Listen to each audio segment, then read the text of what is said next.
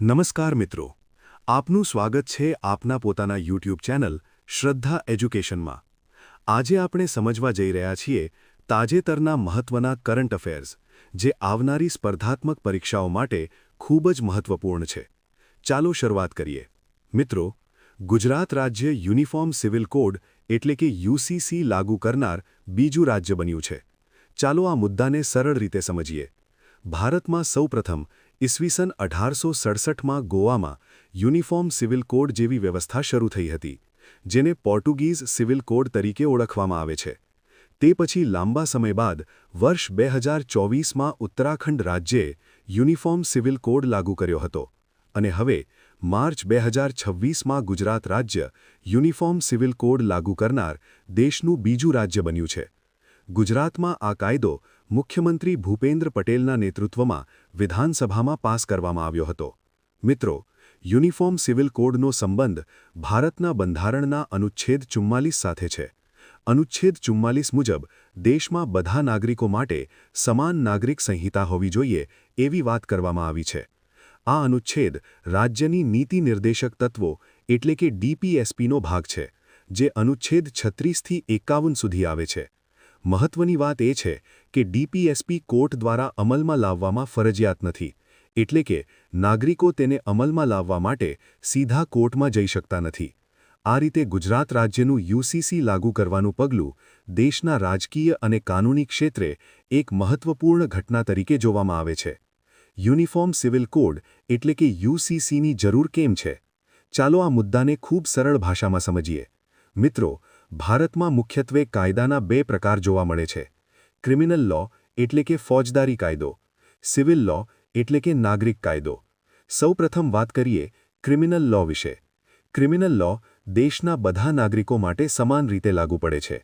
એમાં હત્યા, ચોરી, લૂંટ જેવા ગુનાહોનો સમાવેશ થાય છે।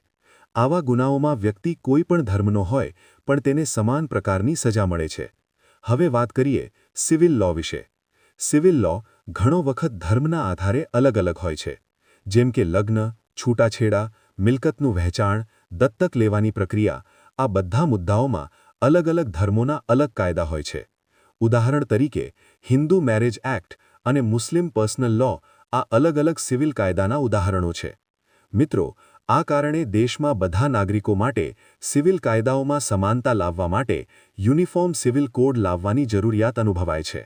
અર્થાત સિવિલ કાયદાઓ ધર્મના આધારે અલગ ન રહી પણ બધા માટે સમાન બનાવવામાં આવે એ યુસીસીનો મુખ્ય હેતુ છે।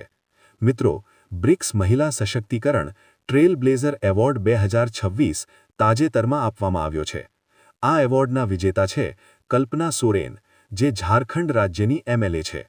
મિત્રો, કલ્પના સોરેનને મહિલા સશક્તિકરણ અને આદિવાસી સમુદાયના વિકાસમાં ઉત્કૃષ્ટ કામગીરી બદલ આ સન્માન આપવામાં આવ્યું છે। આ એવોર્ડ નવી દિલ્હીમાં આયોજિત બ્રિક્સ વાર્ષિક સમિટ દરમિયાન પ્રદાન કરવામાં આવ્યો હતો। હવે થોડું જાણીએ બ્રિક્સ સીસીઆઈ વિશે। બ્રિક્સ સીસીઆઈનો સંપૂર્ણ અર્થ થાય છે BRICS chamber of commerce and industry. આ સંસ્થા બ્રિક્સ દેશો વચ્ચે વેપાર અને પરસ્પર સહયોગ વધારવા માટે કાર્ય કરે છે। મિત્રો, આ ટ્રેલ બ્લેઝર એવોર્ડ બ્રિક્સ સીસીઆઈની વિમેન એમ્પાવરમેન્ટ બ્રાન્ચ દ્વારા આપવામાં આવે છે। આ રીતે આ એવોર્ડ આંતરરાષ્ટ્રીય સ્તરે મહિલા સશક્તિકરણ ક્ષેત્રે કરવામાં આવેલા મહત્વપૂર્ણ કાર્યને માન્યતા આપે છે। મિત્રો, પ્રખ્યાત યક્ષગાન કલાકાર તુરી કુમેર ગોવિંદ ભટ્ટનું તાજેતરમાં 88 વર્ષની ઉંમરે નિધન થયું છે। તેમણે લગભગ 55 વર્ષ સુધી લોકનૃત્ય અને યક્ષગાન ક્ષેત્રે મહત્વપૂર્ણ યોગદાન આપ્યું હતું। તેઓ કર્ણાટકના પરંપરાગત યક્ષગાન કલાકાર તરીકે જાણીતા હતા। તેમને તેમના કલાત્મક યોગદાન બદલ સંગીત નાટક અકેડમી એવોર્ડ 2016 અને કર્ણાટક રાજ્યોત્સવ એવોર્ડ 2008 જેવા પ્રતિષ્ઠિત પુરસ્કારો પણ પ્રાપ્ત થયા હતા। હવે સમજીએ યક્ષગાન શું છે। મિત્રો, યક્ષગાન એ નૃત્ય અને નાટકનું અનોખું મિશ્રણ છે। આ એક પરંપરાગત લોકકલા છે, જેમાં મુખ્યત્વે પૌરાણિક કથાઓનું મંચન કરવામાં આવે છે। યક્ષગાનની બે મુખ્ય શૈલીઓ જોવા મળે છે। પ્રથમ શૈલી છે બડાગુ તિત્તુ। આ શૈલી ઉત્તર કર્ણાટકમાં પ્રચલિત છે। એમાં ભારે વેશભૂષા અને ચહેરાના અભિવ્યક્તિ પર ખાસ ધ્યાન આપવામાં આવે છે। બીજી શૈલી છે તેનકુ તિત્તુ। આ શૈલી દક્ષિણ કર્ણાટકમાં જોવા મળે છે। પ્રખ્યાત કલાકાર ગોવિંદ ભટ્ટ આ શૈલી સાથે સંકળાયેલા હતા। આ શૈલીમાં લવચિક નૃત્ય ચલણો અને અભિનયને વધુ મહત્વ આપવામાં આવે છે. આ રીતે તુરી કુમેર ગોવિંદ ભટ્ટનું યોગદાન ભારતની પરંપરાગત લોકકલાને સમૃદ્ધ બનાવવામાં ખૂબ જ મહત્વપૂર્ણ રહ્યું છે. Indian open squash 2026. મિત્રો, હવે આપણે વાત કરીએ છીએ ઇન્ડિયન ઓપન સ્ક્વોશ 2026 વિશે. આ ટૂર્નામેન્ટનું આયોજન મુંબઈ શહેરમાં કરવામાં આવ્યું હતું. વુમન્સ સિંગલ્સ કેટેગરીમાં ભારતની અનાહત સિંહ વિજેતા બની છે. તેમણે ફાઇનલમાં ઇજિપ્તની હાના મોઆતાઝને હરાવી જીત મેળવી છે. જ્યારે મેન્સ સિંગલ્સમાં ભારતના અભયસિંહ વિજેતા બન્યા છે. તેમણે ફાઇનલમાં વીર ચોત્રાણીને પરાજિત કર્યા છે. મિત્રો, અહીં ખાસ વાત એ છે કે અનાહત સિંહે સતત બીજો ઇન્ડિયન ઓપન ખિતાબ જીત્યો છે. તે ઉપરાંત તેઓ PSA વર્લ્ડ ટૂર બ્રોન્ઝ ઇવેન્ટમાં ટોપ 20 સુધી પહોંચનારી સૌથી યુવા એશિયન ખેલાડી બની છે.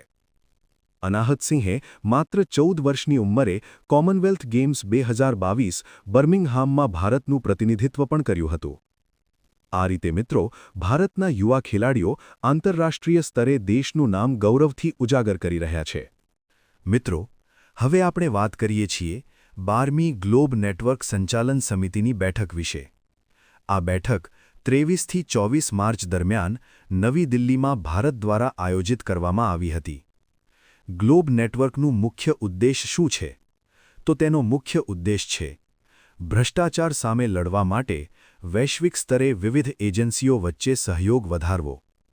આ નેટવર્કમાં ભારત સહિત 145થી વધુ દેશો સભ્ય છે. ભારત તરફથી CBI અને EDના અધિકારીઓએ પણ બેઠકમાં ભાગ લીધો હતો.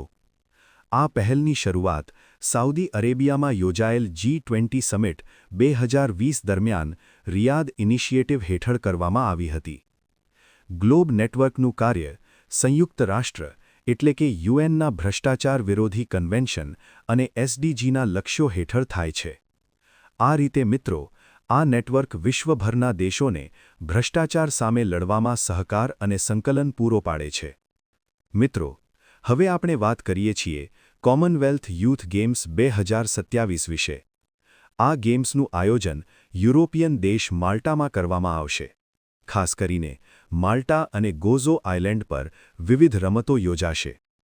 આ ગેમ્સમાં 14થી 18 વર્ષની ઉંમરના લગભગ 1200 એથ્લીટ્સ ભાગ લેશે અને 74 દેશો આ સ્પર્ધામાં જોડાશે.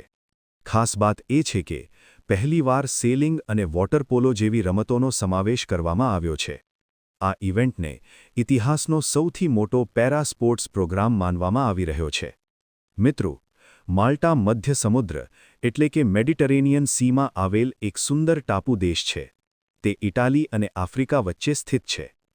માલ્ટાની રાજધાની વાલેટા છે અને તેની ચલણ યુરો છે. જો આપણે ઇતિહાસ જોઈએ તો કોમનવેલ્થ યુથ ગેમ્સની શરૂઆત વર્ષ 2000માં સ્કોટલેન્ડથી થઈ હતી. છેલ્લી ગેમ્સ વર્ષ 2023માં ટ્રિનિડાડ અને ટોબેગો, કેરિબિયન સમુદ્રમાં યોજાઈ હતી.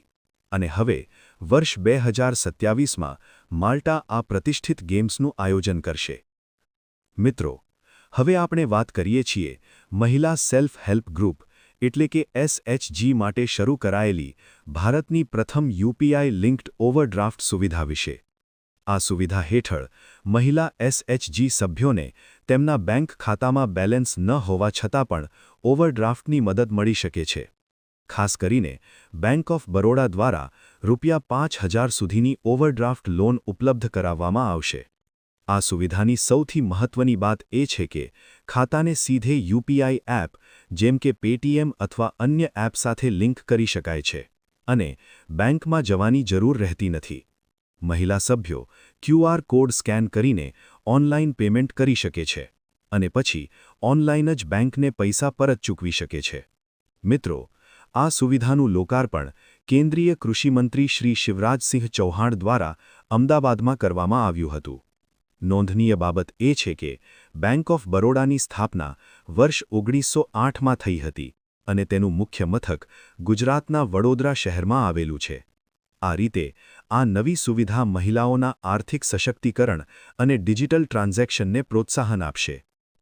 મિત્રો, હવે આપણે વાત કરીએ છીએ આસામ રાઇફલ્સના 191માં સ્થાપના દિવસ વિશે. આસામ રાઇફલ્સની સ્થાપના વર્ષ 1835માં કરવામાં આવી હતી. આ પેરામિલિટરી ફોર્સને પૂર્વોત્તરનો પ્રહરી તરીકે પણ ઓળખવામાં આવે છે. આ ફોર્સનું મુખ્ય કાર્ય છે પૂર્વોત્તર ભારતના વિસ્તારોમાં શાંતિ અને સુરક્ષા જાળવવી અને સાથે સાથે ભારત-મ્યાનમાર બોર્ડરની સુરક્ષા કરવી. સ્થાપના દિવસના અવસરે ડાયરેક્ટર જનરલ લેફ્ટિનન્ટ જનરલ વિકાસ લોખરા દ્વારા શિલોંગ વોર મેમોરિયલ ખાતે શહીદોને શ્રદ્ધાંજલિ અર્પણ કરવામાં આવી હતી. આ પ્રસંગે 3 બટાલિયનોને આર્મી ચીફ યુનિટ એવોર્ડ આપવામાં આવ્યો અને 8મી આસામ રાઇફલ્સને the best of the best એવોર્ડથી સન્માનિત કરવામાં આવી હતી. ખાસ નોંધનીય વાત એ છે કે આસામ રાઇફલ્સનું હેડક્વાર્ટર નવી દિલ્હીમાં નથી, પરંતુ મેઘાલયના શિલોંગ શહેરમાં આવેલું છે. આ રીતે મિત્રો, આસામ રાઇફલ્સ પૂર્વોત્તર ભારતમાં શાંતિ અને સીમા સુરક્ષા માટે ખૂબ મહત્વપૂર્ણ ભૂમિકા ભજવે છે. મિત્રો, હવે આપણે સમજીએ પેટ્રોલિયમ અને નેચરલ ગેસ પાઇપલાઇન સંશોધન આદેશ 2026 વિશે. કેન્દ્ર સરકારે દેશમાં ગેસ અને પેટ્રોલિયમ પાઇપલાઇન ઇન્ફ્રાસ્ટ્રક્ચરને વધુ મજબૂત બનાવવા માટે આ નવો આદેશ જાહેર કર્યો છે. શું મુખ્ય બદલાવ આવ્યા? સૌથી પહેલા 1962ના પેટ્રોલિયમ એન્ડ મિનરલ્સ પાઇપલાઇન એક્ટમાં ફેરફાર કરવામાં આવ્યો છે. બીજું મહત્વનું બદલાવ, જમીન અધિગ્રહણ એટલે કે લેન્ડ એક્વિઝિશનની પ્રક્રિયાને વધુ સરળ અને ઝડપી બનાવવામાં આવી છે. ત્રીજું, પેટ્રોલિયમ અને natural gas regulatory board PNGRB સ્થાપના વર્ષ 2006, તેની સત્તાઓમાં વધારો કરવામાં આવ્યો છે, જેથી પાઇપલાઇન પ્રોજેક્ટનું સંચાલન વધુ અસરકારક રીતે થઈ શકે. પરિણામ શું થશે? આ સુધારાઓના કારણે દેશમાં પાઇપલાઇન નેટવર્કનો ઝડપી વિકાસ થશે અને સાથે સાથે ઊર્જા સપ્લાય વધુ સુરક્ષિત અને વિશ્વસનીય બનશે. આ રીતે મિત્રો, આ સંશોધન આદેશ ભારતની એનર્જી સુરક્ષા માટે ખૂબ મહત્વપૂર્ણ માનવામાં આવે છે. મિત્રો, હવે આપણે એક મહત્વપૂર્ણ સ્પોર્ટ્સ બિઝનેસ સમાચાર વિશે વાત કરીએ.